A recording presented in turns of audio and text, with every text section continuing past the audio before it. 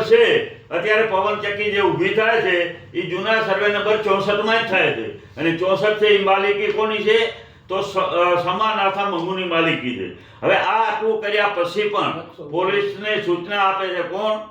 ભાઈ મામલતદાર કે તમે જાઓ પવનચક્કી ઊભી કરવામાં આ બધું આ ખેડૂતની જમીન છે બરાબર આ ખેડૂતની લાલવારી જમીન છે એમાં પવનચક્કી ઊભી થાય છે વિચાર કરો પવનચક્કી તો ઊભી થઈ ગઈ છે હવે એમાં ડીપી અને લાઇટનું કનેક્શન ખેડૂત લેવા નથી દેતો એટલે મામલતદાર વળી સૂચનાઓ આપે પોલીસને તમે જાઓ મામલતદારને આવો કોઈ અધિકાર જ નથી કારણ કે કાંઈ પણ હોય રેકર્ડની ભૂલ હોય તો એને કંપનીએ કલેક્ટર પાસે આવવું પડે અને કલેક્ટર જો સૂચના આપે તો જ પોલીસ બંદોબસ્ત જાય પોલીસ કંપનીને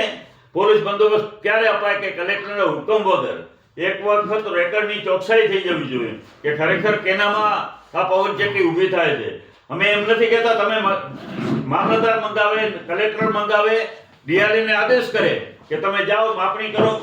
ત્યાં તમે આ પવન